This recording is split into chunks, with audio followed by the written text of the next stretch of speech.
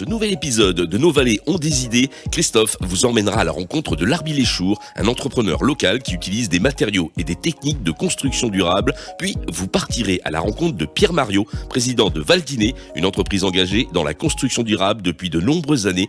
Vous découvrirez comment dans ce reportage.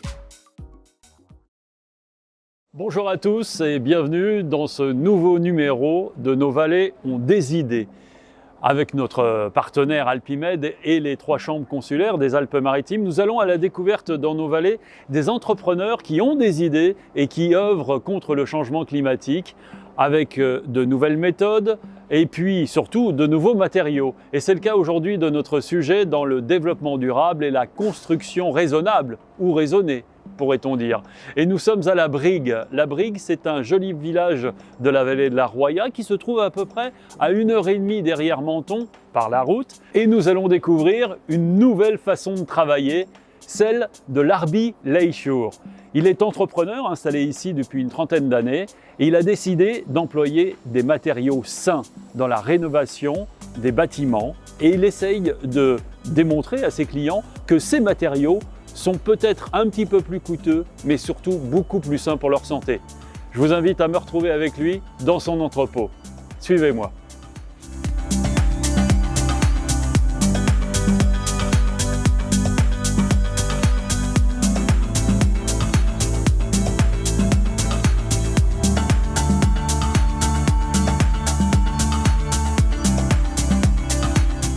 Oh, pas chaud ce matin à La Brigue. Pas chaud du tout. Ah, il est là. Bonjour Larbi. Bonjour. Comment allez-vous? Ça va? Oui, très bien. Pas chaud ce matin. Non. Alors, nous sommes dans votre entrepôt ici à La Brigue.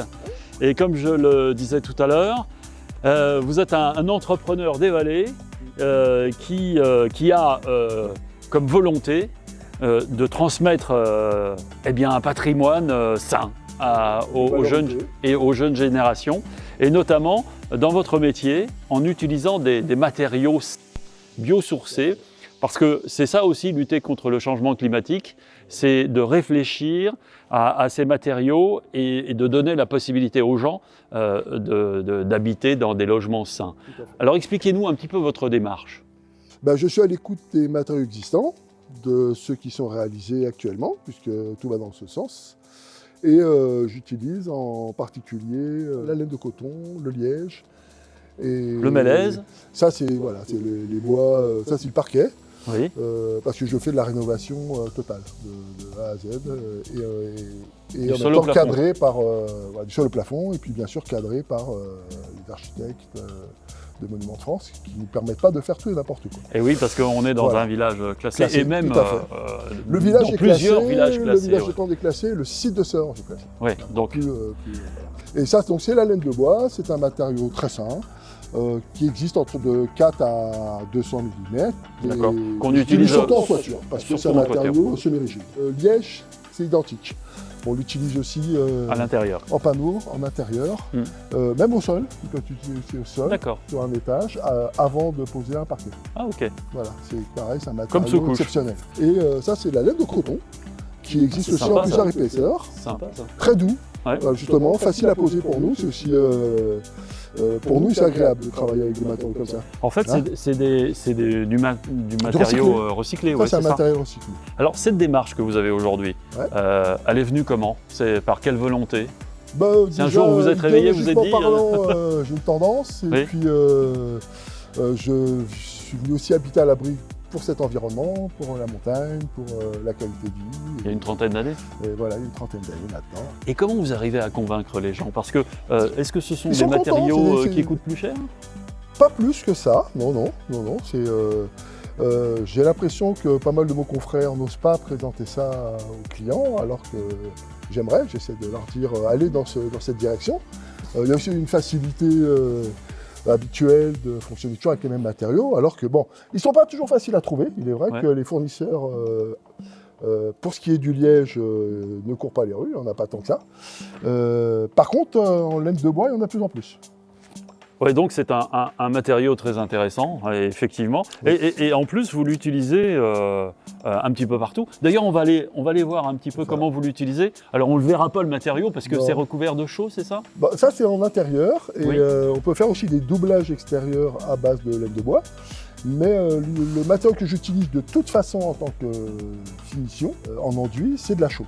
Voilà, on reste ici sur la chaux. On n'utilise pas de ciment, on n'utilise pas de produits plastifiés. Ouais. Et c'est un matériau qu'on maîtrise maintenant assez bien au village. Et, On va aller voir ça. j'irai vous montrer, bah, si vous voulez, oui, on va y aller. On y va vous montrer un peu les façades qu'on fait à base de chaux, avec une finition, Allons-y. voilà, peinte à Je vous suis. l'ancienne. Bon, on y va. On y va. Allez.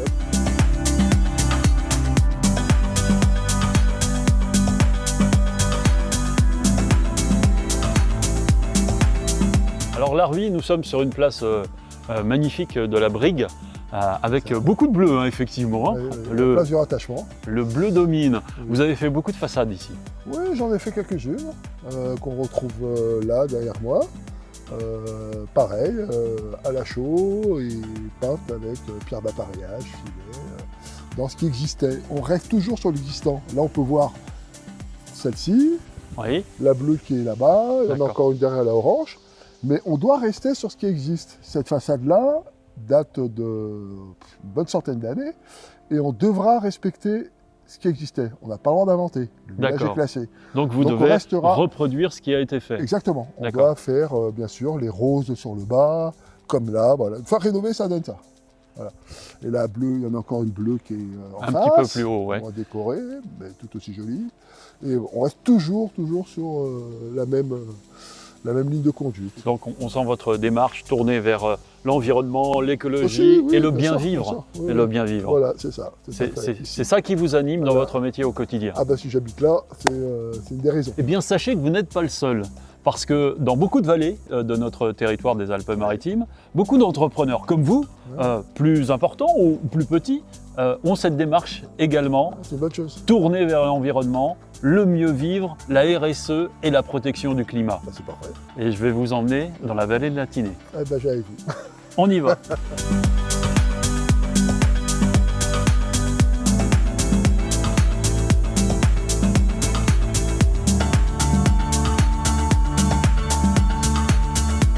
Nous étions tout à l'heure dans la Roya et nous sommes maintenant dans la Tinée et nous allons retrouver Pierre Mariot, le dirigeant de la société Valtinée, qui lui est installé dans la Tinée et qui est une entreprise en fait de BTP. Bonjour Pierre. Bonjour, comment allez-vous? Bien. Bienvenue merci. dans la Tinée, Merci bienvenue chez beaucoup. nous. Donc on est ici à la Mescla, Oui. c'est la porte qui monte vers, Les stations de ski. vers les stations de ski et c'est la Effectivement. porte de la Tinée. Et en face, vous avez la route de Grenoble qui monte jusqu'à Grenoble. Alors, il y a beaucoup de travaux en ce moment liés à la tempête Alex dans la Tinée et dans les autres vallées bien sûr, mais pas que en fait là en ce moment. Hein. Non, en ce moment par exemple ici, on profite effectivement de la période intersaison pour recalibrer et resécuriser la zone entre la gare de la Tinée qui sert habituellement de sens montant et la Mescla. Et on profite de pouvoir redescendre dans la voie descendante qu'on a mis à double sens.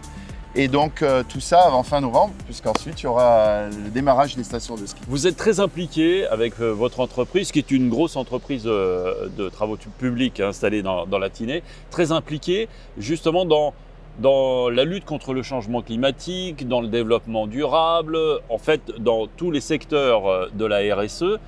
Et on est ici pas par hasard, parce que ce tas de cailloux, comme disent les enfants, il a son importance. Eh bien absolument, on a le parfait exemple ici, donc on est en train de recalibrer, on va aller voir un petit peu plus loin comment on fait ce recalibrage. Et ce tas de matériaux, qui sont essentiellement rocheux, vont servir à être réexploités, réemployés, réutilisés comme on dit, c'est-à-dire que tout ça va pouvoir servir en ballast ou d'autres types de matériaux. Donc, c'est des matériaux qui sont directement extraits des travaux qui sont un peu plus loin là. Exactement, et je vous propose d'ailleurs d'aller voir un peu comment ça se passe. On va les voir.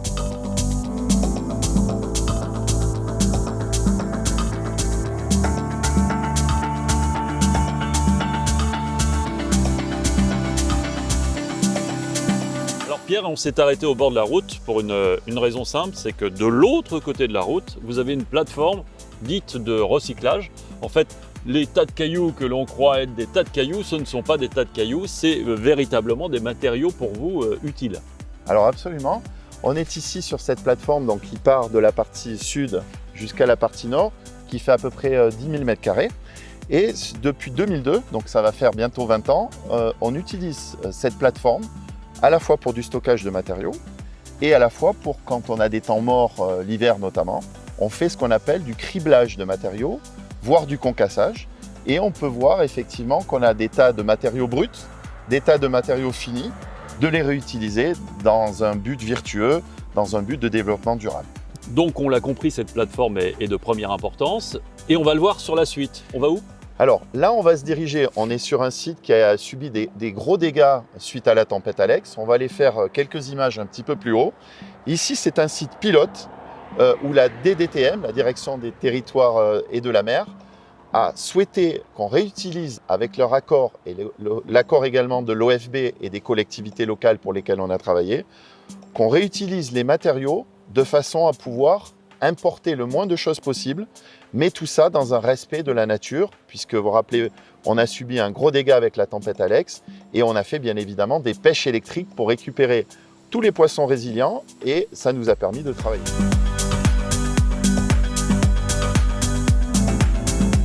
Nous sommes à quelques centaines de mètres de l'entreprise Valtiné de Pierre, à la rencontre d'un autre Pierre, Pierre Gilly, qui est manager de projet pour le compte d'RTE, pour ce projet de construction d'un bâtiment qui va servir bien sûr au transport de l'électricité, on l'a compris, parce que RTE, c'est bien le transport de l'électricité, si j'ai bien tout compris.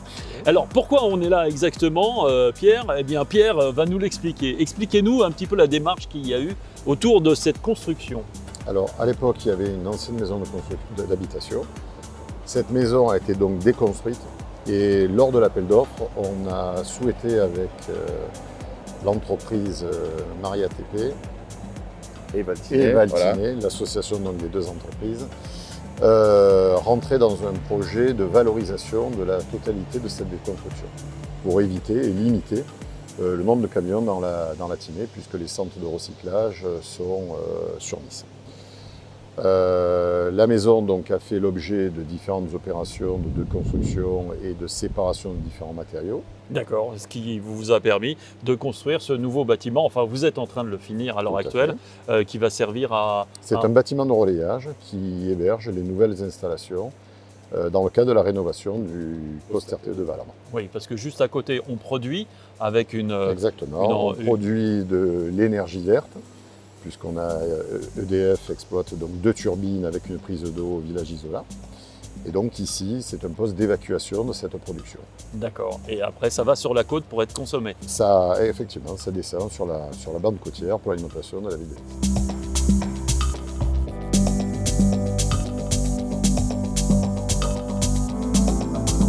Alors Marc, vous avez décidé avec Pierre de mettre en valeur ces toits en les couvrant de panneaux photovoltaïques. Exactement, parce qu'effectivement, aujourd'hui, le panneau photovoltaïque permet de produire de l'électricité. On est dans une région effectivement où il y a un ensoleillement très important et donc il paraissait naturel aujourd'hui effectivement de pouvoir produire sa propre électricité, comme l'a dit Pierre Mariot tout à l'heure. Donc vous allez couvrir tous les toits? Alors on va couvrir tous les toits, on est en train d'étudier effectivement le meilleur dimensionnement pour couvrir les besoins effectivement à la fois du bâtiment et à la fois des bornes de recharge de véhicules électriques. Et c'est là où on va en faire un projet exemplaire et on a la chance d'avoir effectivement un entrepreneur qui veut aller de l'avant pour démontrer qu'il y a des solutions très efficaces en termes d'énergie et qui permettent d'être autonomes en termes justement d'énergie et de dire voilà comment on peut faire, comment on peut construire l'avenir. C'est plus difficile en montagne ou Non, alors la montagne a un avantage important parce que justement il y a une température qui est très adaptée à l'efficacité du panneau solaire. Par contre, effectivement, on a des masques, ce qu'on appelle dans le jargon des masques liés à la montagne, ce qui fait qu'il y a des zones d'ombre que l'on va bien sûr mesurer pour pouvoir être complètement dimensionner l'installation dans ce cadre-là. En fait. Alors, cette électricité que vous allez produire grâce aux panneaux photovoltaïques va être évidemment utilisée directement sur place dans des véhicules, et principalement, et ça tombe bien parce que nous avons là aussi le spécialiste des véhicules qui nous a rejoint. On va l'inviter à venir nous rejoindre. Bonjour Pierre. Bonjour. Il y a beaucoup de Pierre aujourd'hui et c'est très bien, c'est un joli prénom. Pierre, vous fournissez les véhicules électriques qui vont tout simplement utiliser l'électricité produite directement sur place. Tout à fait. Nous, on parle beaucoup de la mobilité de voitures électriques depuis plusieurs années, mais pour accompagner les entreprises, il faut aussi parler de la mobilité professionnelle. Donc nous, on s'est vraiment engagé, le groupe Hippolito, dans cette électromobilité. Et l'idée, c'est d'accompagner ces entreprises comme Valtiné pour bien dimensionner quels véhicules. Donc on va parler de véhicules poids lourds, du camion pour aller faire des chantiers en altitude, aux véhicules utilitaires, en passant jusqu'au vélo cargo. Puisque les véhicules thermiques sont en train d'évoluer et le besoin qu'on avait est en train de changer. Et l'idée, c'est vraiment de bien dimensionner chaque besoin en fonction de chaque métier, chaque spécificité. On n'a pas besoin des mêmes véhicules électriques quand on est en montagne, quand on est sur le littoral, quand on est au centre-ville. Et pour ça, on est obligé de faire évoluer nos gammes de produits et d'accompagner nos clients dans la démonstration et dans l'essai routier. Donc vous partez d'un audit auprès de l'entreprise pour définir le besoin et vous essayez de caler le dimensionnement du véhicule par rapport aux besoins. Vous rectifiez au fur et à mesure le tir, c'est ça? Oui, on commence par un audit théorique et puis après la pratique bien évidemment, oui. Un essai en conditions réelles. Et suite à ce retour-là, on regarde comment on peut faire évoluer le véhicule ou éventuellement prendre un véhicule plus adapté par rapport à ce besoin très spécifique. Et alors, vous y arrivez ou pas? Petit à petit, on démarre et les premiers retours sont plutôt positifs et on a déjà des métiers qui sont adaptés pour basculer en véhicule électrique. Donc c'est l'avenir même pour le BTP? Camion. Pour le BTP, pour le camion, l'électrique est aussi un avenir certain.